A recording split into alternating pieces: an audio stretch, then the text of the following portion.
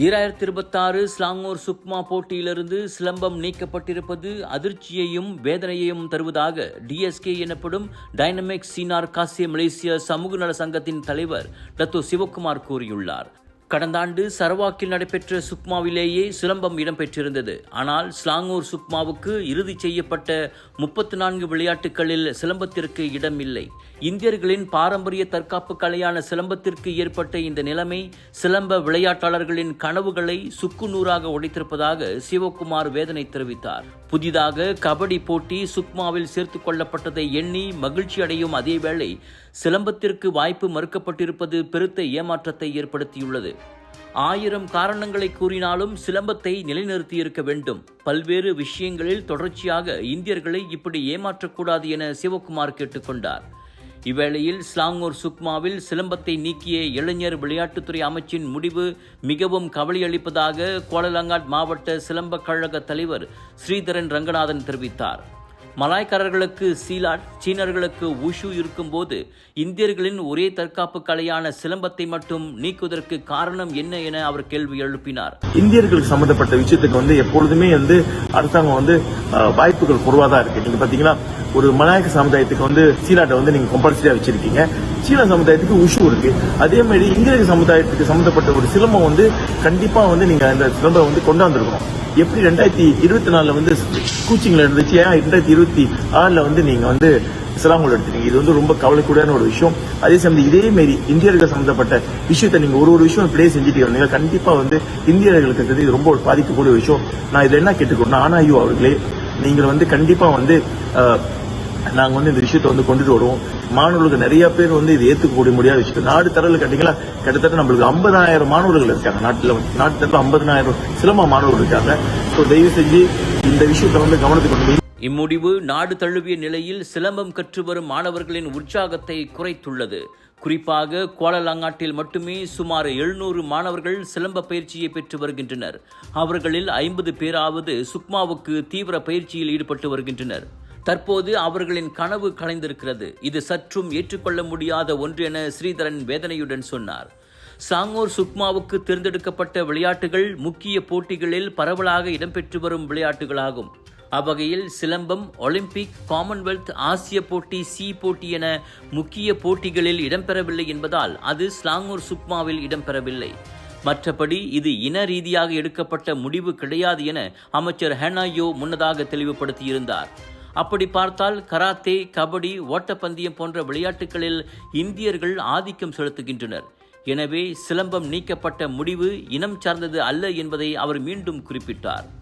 கடந்த ஆண்டு சரவாக் சுக்மாவில் 654 அல்லது 8 விழுக்காட்டு இந்திய விளையாட்டாளர்கள் பங்கேற்றதையும் அமைச்சர் சுட்டிக்காட்டினார். மலேசிய இந்தியர் உருமாற்ற பிரிவான மித்ராவின் கடந்த கால தோல்விகளுக்கு ஒரு தொடர்ச்சியான தலைமைத்துவம் இல்லாததே காரணமாகும் என அதன் நடப்பு தலைவர் பி. பிரபாகரன் கூறியிருக்கிறார். இது இந்திய சமூகத்தை மேம்படுத்துவதற்கான நீண்ட கால முயற்சிகளை சீர்குலைத்தது. கடந்த 10 ஆண்டுகளில் மித்ராவும் அதன் முன்னோடியான செடிக் எனப்படும் இந்திய சமூகத்திற்கான சமூக பொருளாதார மேம்பாட்டு பிரிவும் அடிக்கடி தலைமைத்துவ மாற்றங்களை கண்டதாக பிரபாகரன் நேற்று மக்களவையில் தெரிவித்தார். பல தலைமைத்துவ மாற்றங்கள் ஏற்பட்டன. ஒவ்வொரு ஆண்டும் இயக்குனர் மாறுகிறார், தலைமை மாறுகிறது. அப்படி நடக்கும்போது மித்ராவிலும் கொள்கைகள் மாறுகின்றன. ஒரு வருடம் ஒரு திட்டம் இருக்கிறது, அடுத்த ஆண்டு ஒரு புதிய தலைவர் வருகிறார், அதோடு அந்த திட்டம் மறைந்து விடுகிறது. அதனால்தான் உண்மையான மாற்றம் இல்லை என்றார் அவர். இப்படியாக தொடர்ச்சி இல்லாததால் மித்ரா இந்திய சமூகத்தில் பெரிய தாக்கத்தை ஏற்படுத்த தவறிவிட்டது என 13வது மலேசிய திட்டம் மீதான விவாதத்தின் போது பிரபாகரன் கூறினார். தனது பதவிக்காலத்தில் மித்ராவின் வழிகாட்டுதல் தனிப்பட்ட விருப்பங்களுடன் அல்லாமல் தேசிய கொள்கைகளுடன் ஒத்துப்போவதை உறுதி செய்வதாக கூறினார். ஒருவேளை நாளையே தாம் மித்ராவில் இல்லாமல் போனாலும் அதன் வழிகாட்டுதல் அரசாங்கத்தின் கொள்கைகளுடன் ஒத்துப்போக வேண்டும். அந்த நேரத்தில் அதை வழிநடத்துபவர்களின் விருப்பங்களுக்கு அதை விட்டுவிட முடியாது என அவர் சொன்னார். இவ்வேளையில் தனது தலைமையின் கீழ் மானிய விநியோகம் நியாயமாகவும் வெளிப்படைத்தன்மையாகவும் இருப்பதை உறுதி செய்து வருவதாகவும் பிரபாகரன் தெரிவித்தார். 6ஆம் தேதியிலிருந்து 10ஆம் தேதி ஆகஸ்ட் ஏயான் மால் புக்கிட் ராஜா கிளாங்கில் GM இந்தியன்ஸ் அதிரடியாக வழங்கும் கிளாங் வேலி global Indian shopping expo and viral food festival. இதுவரை இல்லாத டிஸ்கவுண்ட்ஸ், ஹோல்சேல் விலையில் பாலிவுட், காலிவுட் கலெக்ஷன்ஸ். ரஷ்யாவுக்கு வரலாற்று முக்கியத்துவம் வாய்ந்த பயணம் மேற்கொண்டுள்ள மாமன்னர் சுல்தான் இப்ராஹிமுக்கு மாஸ்கோவில் உள்ள அதிபர் மாளிகையில் சடங்கு பூர்வமான தேசிய வரவேற்பு அளிக்கப்பட்டது. மாமன்னரை கிரெம்லின் மாளிகையில் அதிபர் விளாடிமிர் புட்டின் எதிர்கொண்டு வரவேற்றார். பரஸ்பர மரியாதையை பரிமாறிக்கொண்ட இரு நாட்டு தலைவர்களும் பின்னர் அதிகாரப்பூர்வ சந்திப்பு நடத்தினர். உடன் செல்லும் அமைச்சராக சென்றுள்ள தற்காப்பு அமைச்சர் டத்துஸ்ரீ முகமது காலித் நோர்டினும் அச்சந்திப்பில் உடனிருந்தார். புட்டினின் அழைப்பை ஏற்று மாமன்னர் ஆகஸ்ட் 5 முதல் 10 வரை அந்நாட்டுக்கு அரசு முறை பயணம் மேற்கொண்டுள்ளார். இதையடுத்து 1967 ஆண்டு இரு நாடுகளுக்கும் தூதரக உறவு தொடங்கியது முதல் ரஷ்யாவுக்கு அதிகாரத்துவ வருகை மேற்கொள்ளும் முதல் மாமன்னர் என்ற பெருமையை அவர் பெற்றுள்ளார். அரச தந்திர உறவுகளில் மலேசிய மன்னராட்சி முறைக்கு இருக்கும் முக்கிய பங்கை இந்த பயணம் உணர்த்துகிறது. Sunshine Kids, the place where your kids shine, the fastest growing, award-winning, best preschool chain in the town. Welcome to our preschool, where learning meets fun. Our preschool provides a nurturing environment for young learners to thrive. www.sunshinekids.com.my 3 ஆண்டுகளுக்கு முன் லஞ்சம் வாங்கியதாக சுமத்தப்பட்ட 98 குற்றச்சாட்டுகளில் 40 குற்றச்சாட்டுக்களை ஒப்புக்கொண்டதை அடுத்து Pahang சிராத்திங் police நிலைய முன்னாள் தலைவருக்கு ஒட்டுமொத்தமாக 20,000 ringgit அபராதம் விதிக்கப்பட்டுள்ளது. 56 வயது அன்வார் யாக்கோப்புக்கு ஒரு குற்றத்திற்கு 500 ரிங்கிட் வீதம் 40 குற்றங்களுக்கு 20,000 ரிங்கிட் அபராதம் விதித்து குவாந்தான் செஷன்ஸ் நீதிமன்றம் தீர்ப்பளித்தது. அபராதம் செலுத்த தவறினால் ஒவ்வொரு குற்றச்சாட்டுக்கும் 1 மாதம் சிறை தண்டனை விதிக்கப்படும் என்று நீதிபதி அறிவித்தார். மீதமுள்ள 58 குற்றச்சாட்டுகள் குற்றவியல் நடைமுறை சட்டத்தின் கீழ் பிரதிவாதியால் சமர்ப்பிக்கப்பட்ட மனு பேரத்தின் ஒரு பகுதியாக நீதிமன்றத்தில் பரிசீலிக்கப்பட்டு தள்ளுபடி செய்யப்பட்டன. முன்னதாக 31,400 ரிங்கிட்டை லஞ்சமாக பெற்றதாக 2023 ஆகஸ்டில் அன்வார் மீது அந்த 98 குற்றச்சாட்டுகள் சுமத்தப்பட்டன. 2021 ஜனவரி முதல் 2022 செப்டம்பர் வரை வங்கிக் கணக்கு வாயிலாக சில தனி நபர்களிடமிருந்து 150 ரிங்கிட் முதல் 1000 ரிங்கிட் வரை லஞ்சம் வாங்கியதாக அன்வார் குற்றம் சாட்டப்பட்டிருந்தார். அக்காலகட்டத்தில் அவர் சார்ஜனாகவும் பின்னர் சார்ஜன் மேஜராகவும் பஹாங் போலீஸ் தலைமையகத்திலும் பிறகு சிராத்திங் போலீஸ் நிலையத்திலும் பணியாற்றி வந்தார்.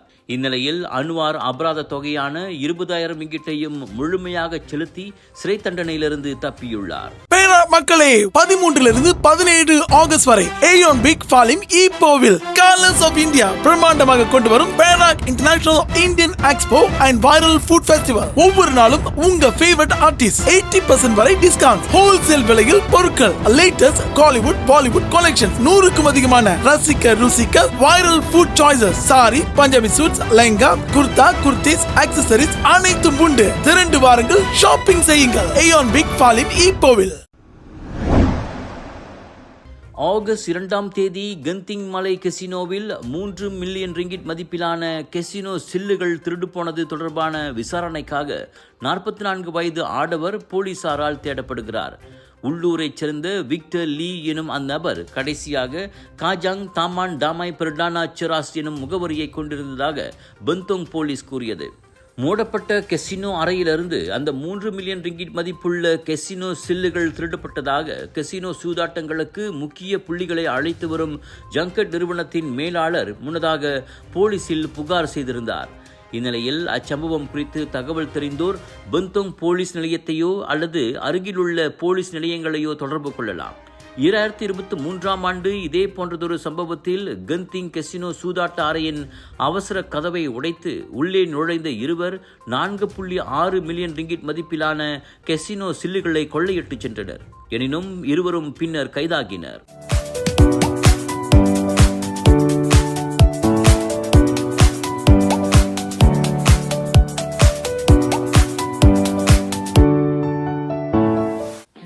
மலிவு, செலவோ குறைவு, தரமோ உயர்வு, மனமோ நிறைவு.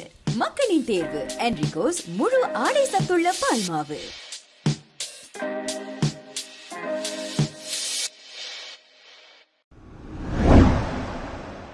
24 மணி நேரத்தில் இந்திய பொருட்களுக்கு கூடுதல் வரி விதிப்பேன் என மிரட்டியிருந்த அமெரிக்க அதிபர் டொனால்ட் ட்ரம்ப் சொல்லியபடியே அதிரடியாக 25 விழுக்காடு வரி விதித்து அதிர்ச்சியை ஏற்படுத்தியுள்ளார். ஏற்கனவே 25 விழுக்காடு வரி அறிவிக்கப்பட்ட நிலையில் இதையும் சேர்த்து இந்திய பொருட்களுக்கான மொத்த வரி விகிதம் 50 விழுக்காடாக உயர்ந்துள்ளது. ரஷ்யாவிடமிருந்து தொடர்ந்து கச்சா எண்ணெய் வாங்குவதால் இந்தியாவுக்கு அபராதமாக இந்த கூடுதல் 25 விழுக்காடு வரி விதிப்பதாக ட்ரம்ப் சொன்னார்.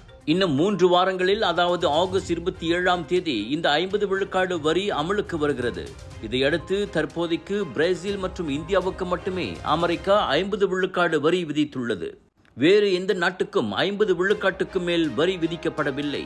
சீனா மற்றும் மெக்சிகோ மீதான உயரிய வரிகள் பேச்சுவார்த்தைக்காக நிறுத்தி வைக்கப்பட்டுள்ளன.